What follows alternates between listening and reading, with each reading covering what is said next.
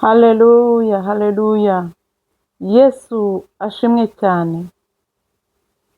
Ni kuri Maranatha, nizere ko muri amahoro, Imana y'amahoro ikomeje kubarinda. Izina ryayo rishimwe kandi rihabwe icyubahiro cyane. Uyu munsi ni uwa 15 w'igisibo. Tugiye kureba ijambo ry'umunsi rivuga ngo ubuzima bushya butangirira he? Butangirira ku Mana cyangwa butangirira kuri wowe ubwawe? Abantu benshi bashaka ubuzima bushya, bashaka guhinduka, gutangira bundi bushya, bagatangira urugendo. Ariko ikibazo gikomeye ni iki: ese ubuzima bushya buturuka ku Mana cyangwa butangirira ku muntu ubwe? Imana irushaho kutwigisha. Uyu munsi ni uwa 15 w'urugendo rw'igisibo. Tugiye kureba ijambo ry'Imana riri budufashe uyu munsi. Ijambo ry'Imana riboneka mu Bakorinto ba kabiri, ibice 5 umurongo wa 17. Nagira ngo mumfashe muhasome. Ariko aravuga ngo umuntu wese uri muri Kristo Yesu aba ari icyaremwe gishya. Ibya kera biba bishize, dore byose bihindutse bishya. Abaroma, urwandiko rw'Abaroma ibice 12 umurongo wa 2, haranditse ngo kandi ntimwishushanye n'ab'iki gihe, ahubwo muhinduke rwose mugize imitima mishya, kugira ngo mumenye neza ibyo Imana ishaka, ari byo byiza, bishimwa kandi bitunganye rwose. Ubutumwa bwiza uko bwanditswe na Yohani ibice 15 umurongo wa 5, haranditse ngo ni jye muzabibu, namwe muri amashami.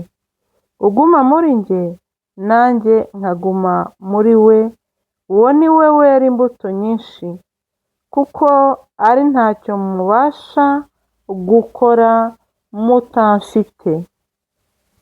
Nyuma yo gusoma ijambo ry'Imana, dusanze hari abantu benshi bagerageza guhindura ubuzima bwabo bonyine. Bafata imyanzuro n'ibyemezo, basezerana impinduka, batangira neza, ariko nyuma y'igihe gito bagasubira aho bari bari. Ese ibyo biterwa n'iki? Ni ukubera iki? Kuko ubuzima bushya si imbaraga z'umuntu gusa. Umuntu ashobora gufata icyemezo rwose, ariko Imana niyo itanga imbaraga zo guhinduka. Ibyo bisobanuye yuko icyemezo cyose, imyanzuro wafata yose itari mu Imana, utayitumiye mu Imana, iyo nta kintu yahindura. Iyo Imana itabijemo nta kintu gishoboka. Reka turebe ijambo ry'Imana riri mu gitabo cy'umuhanuzi Ezekiyeli. Turasoma ibice 36 ku murongo wa 26. Haranditse ngo nzabaha umutima mushya, mbashyiremo umwuka mushya. Nzabakuramo umutima ukomeye nk'ibuye, mbashyiremo umutima woroshye.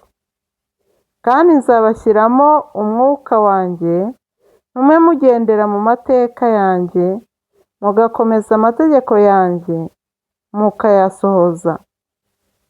Igisibo rero kidutoza gufata icyemezo cyo kwegera Imana.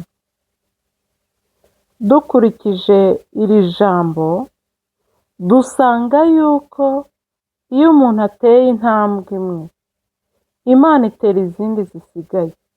Ni nako yavuze, iravuga ngo iyo uteye intambwe imwe, itera 99 zisigaye kugira ngo ikuramire, udacika intege utarasoza urugendo rwo kuyigeraho.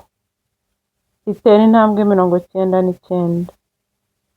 Niyo mpamvu ijambo ry'Imana tumaze gusoma mu gitabo cy'umuhanuzi Ezekiyeli, hari impamvu Imana yababwiraga ko izabaha umutima mushya. Ese iyo mpamvu ni iyihe? Reka dusome n'ubundi muri kiriya gitabo, twumve. Turasoma ku murongo wa 22. Haranditse ngo, nuko rero ubwire ab'inzu ya Isiraheli uti, nimwumve uko Umwami Uwiteka avuga ngo, si ku bwanyu nzabikora, mwa b'inzu ya Isiraheli mwe, ahubwo ni ku bw'izina ryanjye ryera, iryo mwaziruriye mu mahanga mwagiyemo, kandi nzubahiriza izina ryanjye rikomeye, iryaziruriwe mu mahanga ari mwe mwariziruye, maze amahanga azamenya yuko ndi Uwiteka, ubwo nziyerekana muri mwe imbere yabo ko ndi uwera. Imana yacu ishimwe. Impamvu Imana yabasezeranyije umwuka mushya n'umutima mushya, ni uko bari barakoze igikorwa cyiza cyo kuzirura izina ryayo no kurihesha agaciro mu bihugu by'amahanga, ubwo bangaga kwiyandurisha ibiryo byaho, ubwo bangaga gucuranga inanga bavuga bati, ntago twacuranga inanga, nta nubwo twaririmba indirimbo z'i Yerusalemu, nta nubwo twaririmba indirimbo z'Imana yacu, kuko mwebwe abatunyaze muri kudushakiraho ibyishimo, muri kudushakiraho umunezero, kandi twebwe turababaye. I Yerusalemu habaye umusaka, inzu y'Imana yacu yarasenyutse, hanyuma tuze kuririmbira Imana yacu ahangaha tubanezeze. Bagira kwigomwa, bagira umubabaro mu mutima, baravuga bati, hoya, Imana yacu ibirebe iducire urubanza. Nubwo twakoze ibyaha, ariko ntabwo tugiye kongeraho kuza kubanezeza. Yego, bubaha Imana mu bihugu banyagiwemo. Imana ishimwe. Intambwe bateye rero yo kuzirura izina ry'Imana, nicyo cyatumye Imana ibasanga, iravuga ngo noneho genda ubabwire yuko igiye kubikorera kwiyubahisha. Yego, iyo uteye intambwe imwe, nayo itera izisigaye kugira ngo yiyubahishe, ikwereke ko ari Imana, ikwereke ko ari umubyeyi, ikwereke ko igufitiye impuhwe, ikwereke ko igufitiye imbabazi, ikwereke ko ari urukundo. Ni Imana y'urukundo, ni Imana y'amahoro. Nibyo cyane, umuntu afata icyemezo cyo kwegera Imana, Imana igahindura umutima we. Ubuzima bushya rero butangirira ku mutima wemeye guhinduka. Nk'uko bariya bantu bari Babuloni, imitima yabo yahindutse, noneho bakubahiriza izina ry'Imana. Yego. Hanyuma uko guhinduka kwabo kwasohojwe n'ubuntu bw'Imana. Iravuga iti, reka ngende mbashyigikire, noneho ubwo bateye iriya ntambwe, mbabwire yuko ni ukuri nje kubagirira neza. Nje kubagirira neza birenze uko babitekerezaga. yego. Guhinduka usohozwa n'ubuntu bw'Imana. Iyo umuntu yegereye Kristo, ibitekerezo birahinduka, umutima urahinduka, ubuzima bukavugururwa. Hari Imana yemeye kubavugurura bagahinduka bashya rwose, kandi ngo amahanga yose akamenya yuko bitiriwe izina ry'Uwiteka. Ngo amahanga yose azamenya yuko ndi Uwiteka, ubwo nziyerekana muri mwe imbere yabo ko ndi uwera. Imana ijya yiyerekana muri twe imbere y'abantu batayizera, ikabereka ko yera, nabo bagafata umwanzuro wo kuyikurikira. Uyu munsi ngufitiye inkuru nziza, inkuru y'ihumure.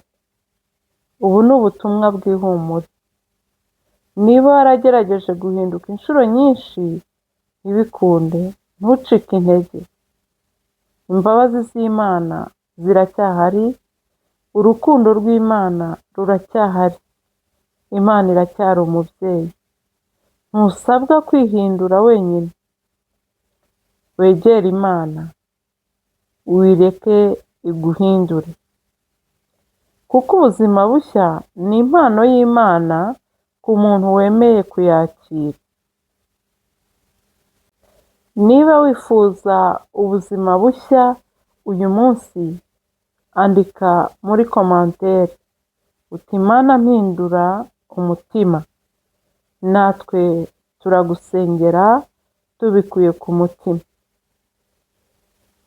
Kora like, ukore share, ukore subscribe kugira ngo dukomeze urugendo rw'igisibo hamwe n'abandi baza badusanga. Reka dusenge Imana.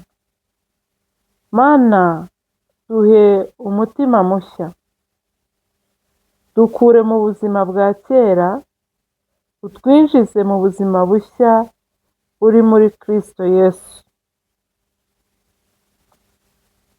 Duhindure rwose, dukuremo imitima ikomeye nk'ibuye, udushyiremo imitima yoroshye, kugira ngo tubashe gukora ibyo dushakaho.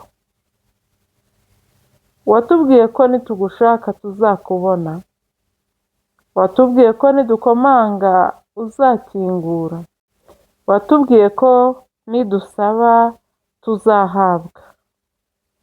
Kuko uri Imana imenya ibidukwiriye, kandi iteka utwifuriza ibyiza. Niyo mpamvu tukwinginze cyane kandi tuguhendahenze Mwami, ngo utumenyere iby'iki gihe ndetse n'iby'ikindi gihe nabyo ubitumenyere. Mu minsi yacu yo kurama udufashe kugira ngo tudacogora, ahubwo rwose tukubeho akaramata. Turagushimiye ko wera, turagushimiye ko ukiranuka, turagushimiye ko uri inyembabazi, kandi utwitaho uko bwije n'uko bukeye. Ngaho komeza kutugirira neza muri byose, iki gisibo kidusigira impinduka rwose, kandi impinduka nziza, impinduka zitubeshaho mu buzima bw'ubumana tukiri muri uyu mubiri. Urakoze cyane kubyumvise kandi kudusezeranya kubidukorera. Tubigusabye twizeye mu izina rya Yesu Kristo umucunguzi wacu. Amen.